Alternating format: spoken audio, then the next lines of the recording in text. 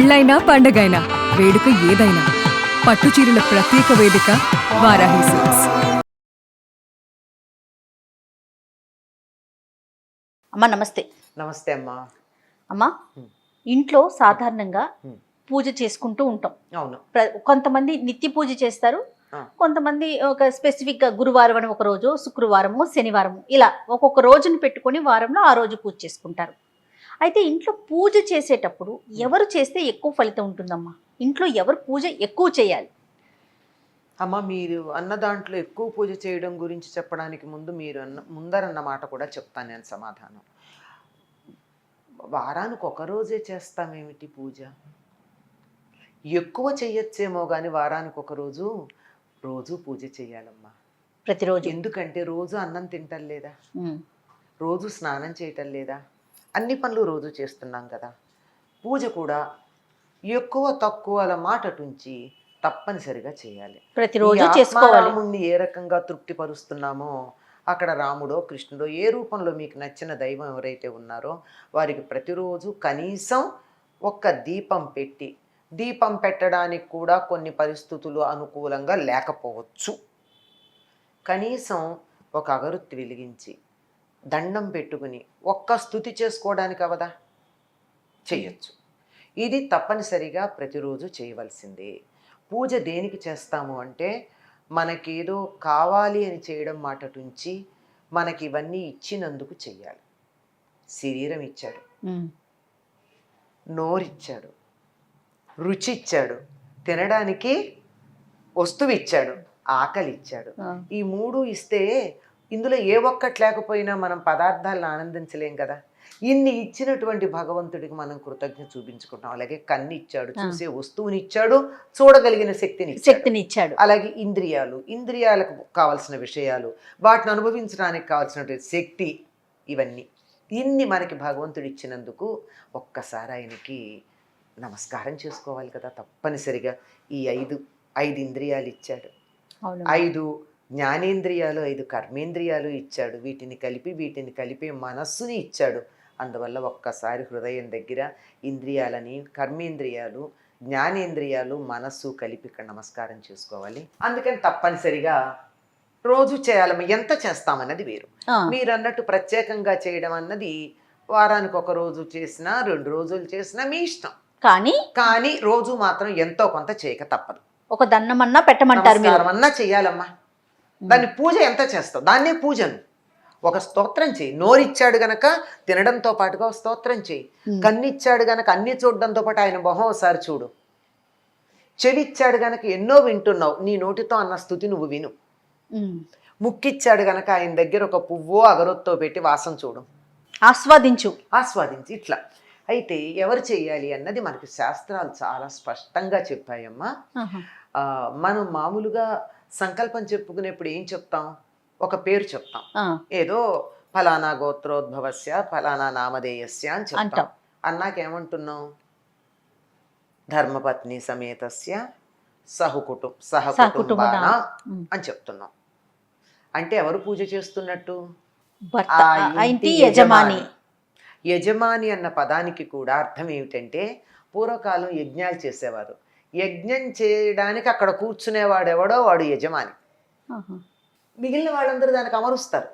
ఇప్పుడు యజ్ఞం ఒక ఆయన కూర్చుని చేస్తున్నాడమ్మా, చేస్తూ ఉంటే దానికి కావాల్సిన వస్తువులు ఇవ్వాలి కదా, కుటుంబం అంతా సహకరించాలి కదా. అలా కుటుంబం అంతా సహకరిస్తుంది, ఒకళ్ళు చేస్తున్నారు, ఫలితం అందరికీ వస్తుంది. అంచేత ఎవరు అంటే ఆ ఇంటి యజమాని ఎవరున్నారో, ఇంటికి పెద్ద ఎవరున్నారో ఆ పెద్ద పూజ చేస్తే చాలు. ఇంటిల్లిపాదికి వస్తుంది. ఎందుకని ఆ సంకల్పంలోనే ధర్మపత్ని సమేతస్య, ఆవిడ పక్కన కూర్చుని ఉండొచ్చు, ఉండకపోవచ్చు.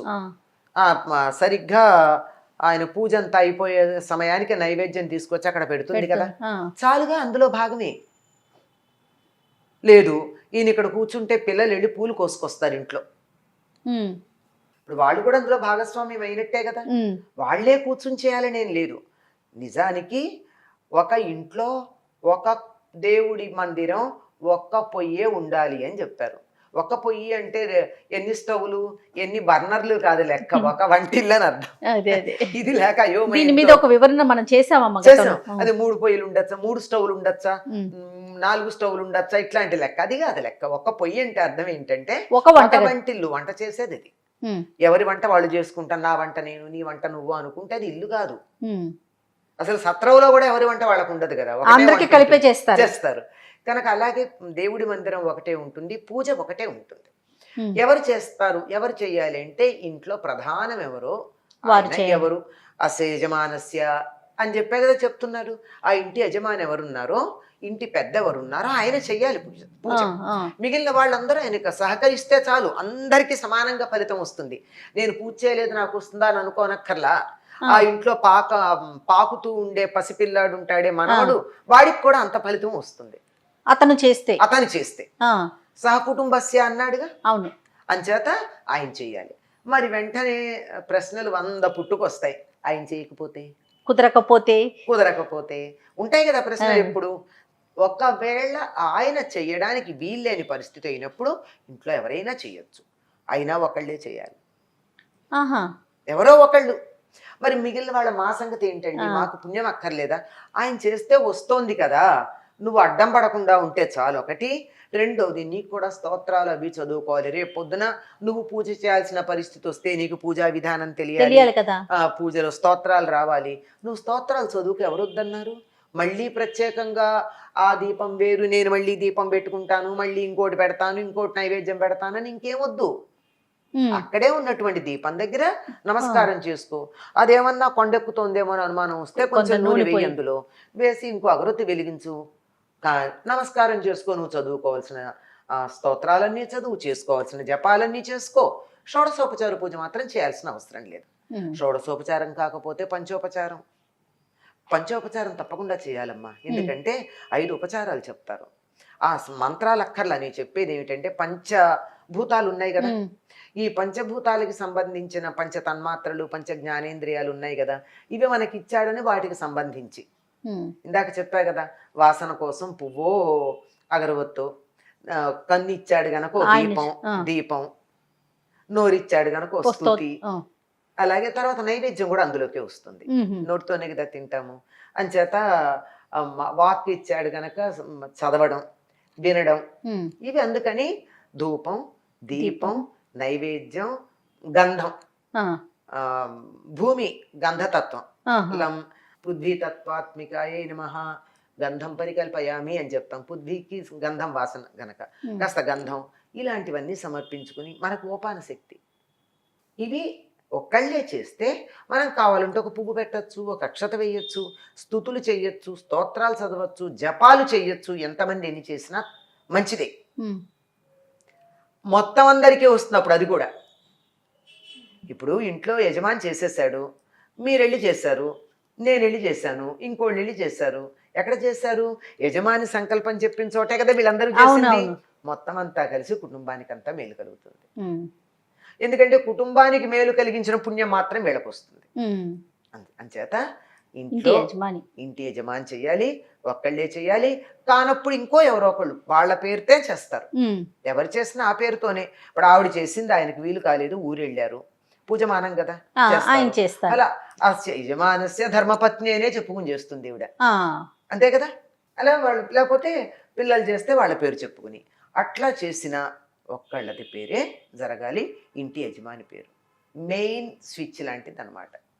మన సమాజ వ్యవస్థ అంతా కూడా భారతీయులది వ్యక్తినిష్టం కాదు, కుటుంబనిష్టం. మనకి కుటుంబం ఒక ప్రమాణం, వ్యక్తులు కాదు.